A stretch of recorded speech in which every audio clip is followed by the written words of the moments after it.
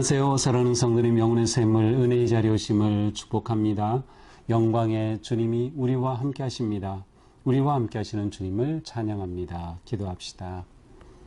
주님 감사합니다. 오늘도 주님의 은혜로 복된 날을 주셨습니다. 오늘 하루가 주님의 음성을 따르는 하루, 선하고 복된 주님의 자녀로서 승리하는 하루가 되기 원합니다. 주시는 말씀 마음에 간직하며 또한 우리에게 주신 말씀 따라 믿음으로 순종하며 나아갈 수 있도록 성령님 저희를 이끄시고 인도하여 주시옵소서. 예수님 이름으로 기도합니다. 아멘.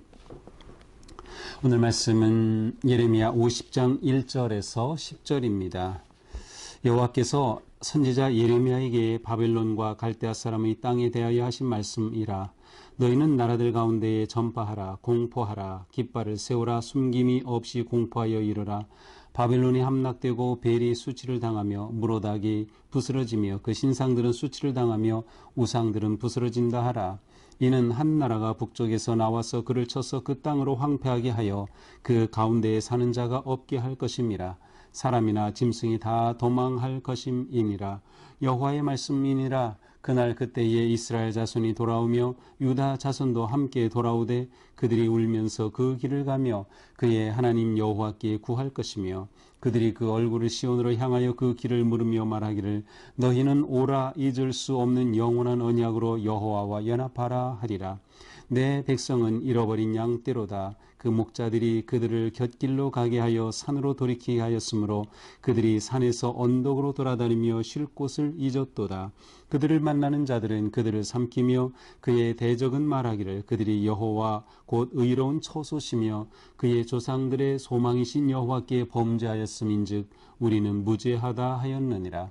너희는 바벨론 가운데서 도망하라. 갈대아 사람의 땅에서 나오라. 양떼에 앞서가는 숫염소같이 하라. 보라, 내가 큰 민족의 무리를 북쪽에서 올라오게 하여 바벨론을 대항하게 하리니 그들이 대열을 버리고 쳐서 정복할 것이라. 그들의 화살은 노련한 용사의 화살 같아서 허공을 치지 아니하리라. 갈대아가 약탈을 당할 것이라. 그를 약탈하는 자마다 만족하리라. 여호와의 말씀이니라. 아멘.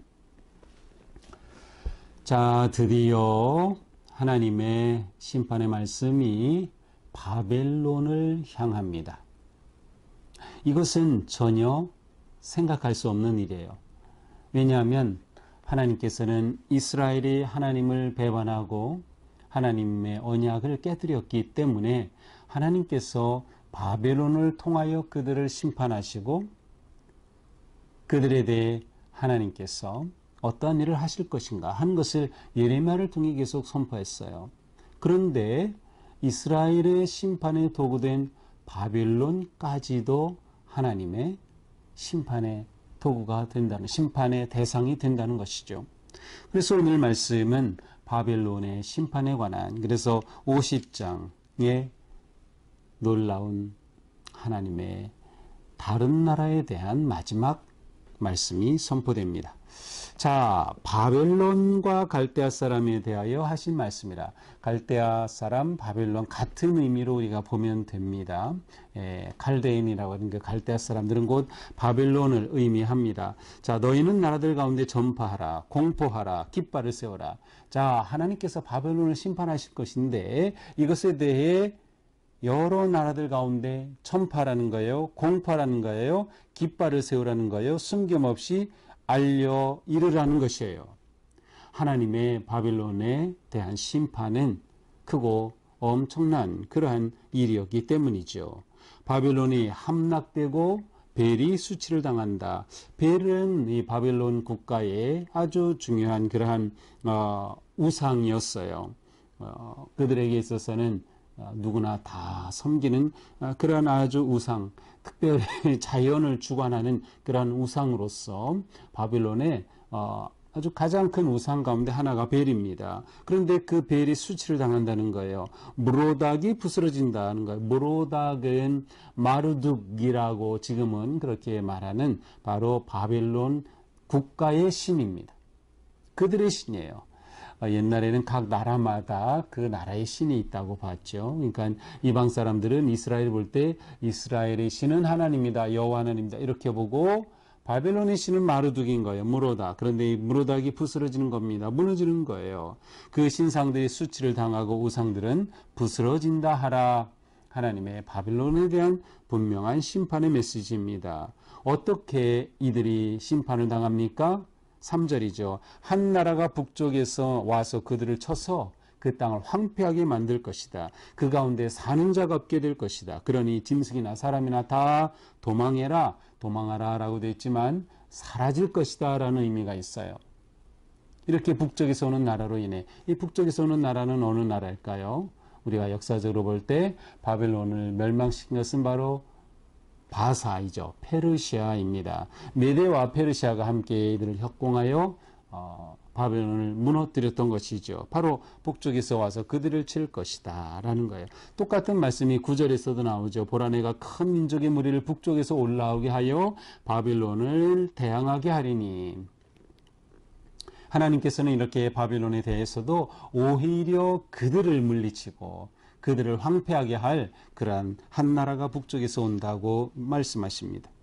4절 여호와의 말씀이니라. 그날 그때에 이스라엘 자손이 돌아오며 유다 자손도 함께 돌아오되.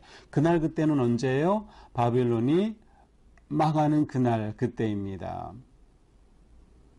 그때가 되면 어떻게 돼요? 이스라엘 자손이 돌아온다. 유다 자손도 돌아온다. 여기서는 이제 남북 이스라엘을 다 하나로 묶어서 이렇게 표현하고 있어요. 이스라엘 자손이 돌아온다. 유다 자손도 돌아오되 그들이 울면서 그 길을 가며. 이것은 뭐예요? 울면서 잡혀온, 포로 잡혔던 그 길을 되돌아가는 것을 말해요. 회복되어 그들이 고국으로 돌아가는 모습이죠. 그의 하나님 여호와께 구할 것이며 그의 하나님 여호와를 찾을 것이다 라는 거죠. 자, 실제로 예레미야는 이미 이와 같은 예언을 했어요. 예레미야서 25장 또 29장에 보면 하나님께서는 이들을 바벨론을 통해 심판하시지만 때가 되면 언제 70년의 기한이 차면 하나님께서는 이들을 회복시켜 주실 것을 이미 말씀하셨어요. 바로 그러므로 여기서 그날 그때는 바로 그 70년이 차는 때겠죠. 그리고 그때는 북쪽에서 한 나라가 와서 바벨론을 치는 때가 되는 것이에요. 이렇게 될 때 그들이 얼굴을 시온으로 향하여, 그것은 회복된 이스라엘이 돌아가는 것입니다. 시온을 향하여 그 길을 물으며 시온으로 가는 길이 어디입니까? 라고 그 길을 물어서 시온으로 돌아가는 그러한 모습이에요. 그들은 말하기를 너희는 오라, 잊을 수 없는 영원한 언약으로 여호와와 연합하리라. 자, 하나님과 영원한 언약을 맺게 될 것이다 라는 그러한 말을 한다는 것이죠. 6절입니다. 내 백성은 잃어버린 양떼로다. 자, 6절, 7절을 우리가 볼 때 여기서는 그냥 현재 진행 아니면 현재 평서문으로 되어 있는데 사실 이것은 과거형으로 해석하고 번역하는 것이 더 의미를 잘 이해할 수 있어요. 그래서 세 번역은 다 과거형으로 번역했어요. 자, 그래서 6절 내 백성은 잃어버린 양떼로다. 잃어버린 양떼로다를 세 번역은 내 백성은 잃어버린 양떼였다라고 번역을 하는 거죠. 그래서 이들의 과거에 이러했지만 이제 하나님이 회복하실 때 이렇게 된다라는 것을 보여주는 것이에요. 그들은 잃어버린 양떼였다. 그 목자들이 그들을 곁길로 가게 하여 산으로 돌이키게 하였으므로 그 목자들은 거짓 목자들이에요. 거짓 지도자들이요. 그들이 이들을 잘못 이끌고 갔던 것이에요. 패망의 길로 이끌고 갔던 것이죠. 그들이 산에서 언덕으로 달아다니며 쉴 곳을 잊었도다. 그렇죠. 여기서는 그들이 잘못된 길을 따라감으로 결국 쉴 곳을 안식처를 잃었어요. 평안을 잃었어요. 바빌론에 멸망하게 된 것을 말하는 것이죠. 7절 그들을 만나는 자들은 그들을 삼키며, 여기서 또 삼키며를 과거형으로 번역하면 어떻게 될까요? 삼켰다가 되겠죠. 그래서 그들을 만날 때 다른 사람들이 바로 이스라엘 백성들을 삼켜버렸다는 거예요. 그들이 방황하고 언덕으로 방황하고 돌아다닐 때 이것은 마치 양떼와 같은 그런 이미지겠죠. 그래서 목자를 잘못 만나가지고 그들이 그렇게 헤매고 다닐 때 그들을 만나는 자들이 그들을 삼켰다. 과거형입니다. 그의 대적은 말하기를 그들이 여호와의 곧 의로운 처소시며 그들의 조상의 소망이신 여호와께 범죄하였습니다. 이들이 이렇게 망한 거 그들이 그들의 하나님, 그들의 신인 여호와께 범죄했기 때문이다 라고 말했다는 거죠.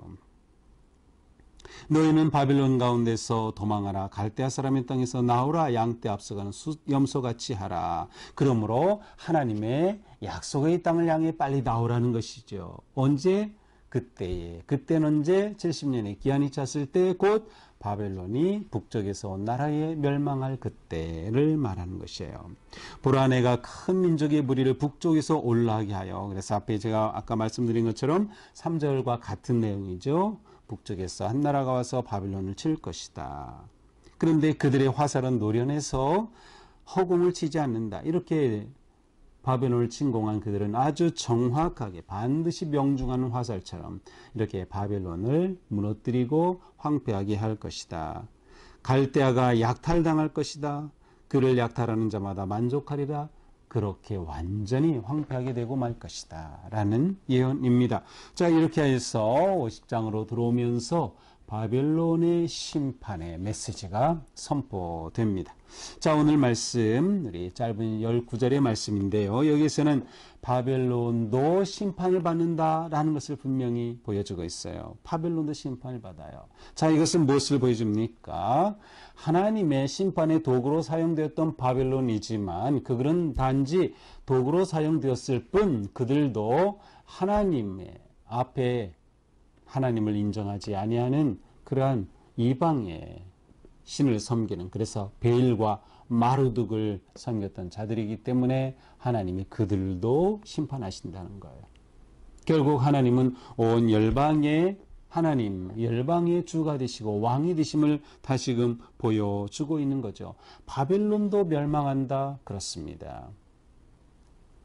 누구라도 하나님 앞에서 온전할 수 없어요. 어떤 나라라도 하나님 앞에 온전할 수 없어요. 하나님을 의지하지 않고 하나님을 구하지 않고 하나님을 섬기지 않는다면 누구나 다 멸망이다.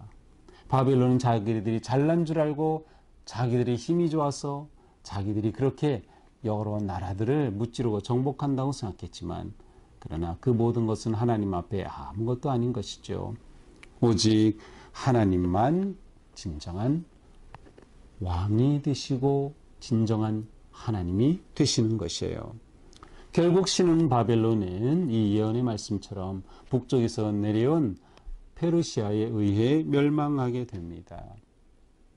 자, 느부갓네살 왕은 이 바벨론을 세운 2대 왕이었는데 이 느부갓네살의 통치가 끝나자마자 아주 급속하게 이 바벨론은 쇠퇴하게 되는 것이에요. 결국 주전 539년에 바벨론은 페르시아에 의해 멸망하고 맙니다. 그리고 실제로 하나님의 말씀대로 이때 그들은 이스라엘이 회복이 되어 고국으로 돌아오게 되죠. 귀환하게 되는 거예요. 포로 귀환. 어떤 사람들은 이것을 출바벨론이라고도 합니다. 출애굽기 이집트를 탈출한 것처럼 출바벨론, 바벨론에서 그들이 다시 나와 이스라엘로 회복되는 것이죠. 자, 우리는 바벨론도 멸망한다. 그것은 이스라엘의 회복을 의미한다. 이스라엘의 회복은 곧 하나님의 약속의 언약의 말씀의 성취이다. 우리는 하나님은 신실하신 분이다. 이것을 기억해야 돼요. 하나님은 언약을 반드시 지킨다. 우리가 언약을 깨고 하나님을 배반하지 않는다면 하나님은 반드시 언약을 지키시는 신실하신 하나님. 더 나아가 그들이 배반했을 때 그들을 심판하셨지만 그럼에도 불구하고 그들을 다시 회복시켜 주실 하나님을 보여주고 있어요. 바로 우리의 하나님이시죠. 그러므로 우리에게 오직 하나님만 소망이 된다. 하나님만 진정한 우리의 생명이 되신다.